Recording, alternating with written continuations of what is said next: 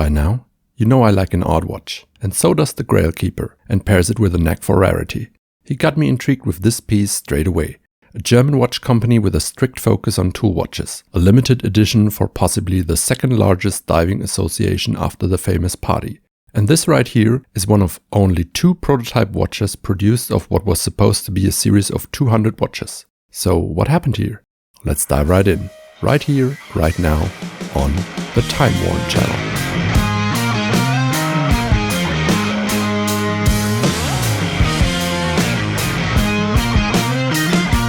The late managing director of Alpha Time Watches was Harald Mund, a former German paratrooper who brought out several tool watches, most with military connotations, which were made by an elusive German legend that remained mostly in the back end of watch case production, Fricker from Pforzheim, Germany.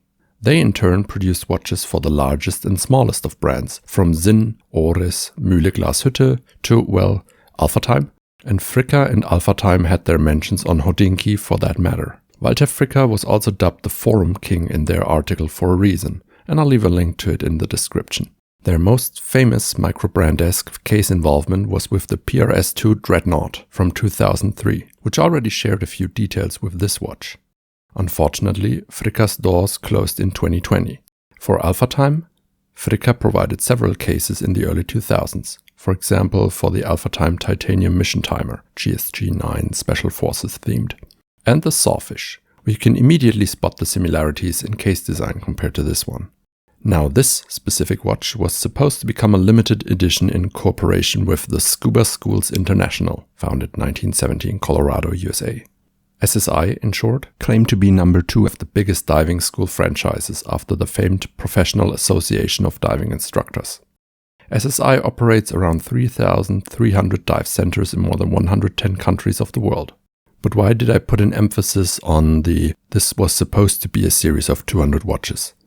Well, this watch was presented to the diving community on the 2007 Boat Convention in Germany, with only 2 prototypes produced up to that point. Sadly, these twins remain the sole representations, since managing director Harald Mund passed away shortly after the reveal. And subsequently, the SSI watch right here never made it into regular production.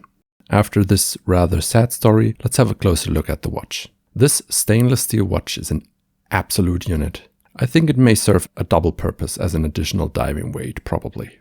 At 229 grams with the massive 5-link bracelet, this easily outweighs any watch in my own collection by far.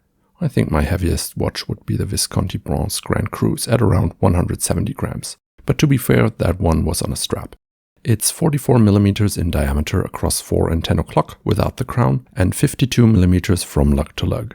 From the top, due to the thick case in a nice matte finish and the wide, knurled 60-click bezel design, the dial, and therefore the watch in total, seemed a lot smaller to me than the specs revealed. But from the side, there's no denying the 17 mm in height, including the domed sapphire crystal. The aforementioned bracelet comes with 22 mm lug width and ends at the appropriately dimensioned, meaning hefty, folding clasp with the Alpha logo etched in. Oddly enough, the clasp is flipped to what you're commonly used to. I would have suspected that someone just did it by mistake, but the Alpha logo would be reversed if mounted in the what I would consider typical way, and I found a forums entry which corroborated this situation as original for another Alpha Time watch. Therefore, it'll of course stay this way, even though the screw-in lugs would make a switch quite easy. That Alpha can also be found on the screw-down crown, of course, which provides a total water resistance of a whopping 1000 meters. That offers plenty of explanation for the hefty case and is a testament to Fricker's ability as a case producer. On the face, high contrast black and white awaits with the sword-shaped minutes and hour hand and elongated hour indices, carrying a bit of lume, only offset by the red accents in the brand logo and of course the SSI signage, prominently displayed at 6 o'clock. The date window is nice and subtle at 3 o'clock, and I'm glad that they opted for a black date disc as well. The same SSI logo can be found on the solid screw-in case back, which also carries the engraved fact that this watch remained one of the 2 first prototypes of what was intended to be a 200 pieces edition. Since most of this watch is produced in my home country, it carries the Made in Germany signage on the dial, but inside, a trusty, solid Swiss EDA 2824-2 does its job. Please do not be disappointed if I refrain from opening up this 1000 meter water resistant watch, which I lent from the Grail Keeper, but I think that the movement is probably the least rare part of it, which is not meant to be condescending in any way. This particular watch was listed on an auction and estimated at 700 to 2000 euros beforehand. AlphaTime watches, like the Sawfish, were closer to the bottom of that range, but this particular one played its rarity card, of course. As collectors, we're always drawn towards the ultra rare, for better or worse. I myself do enjoy a rare watch, if it doesn't just exploit some minor deviation on the dial, for example, for financial gain, but a rarity which tells a story.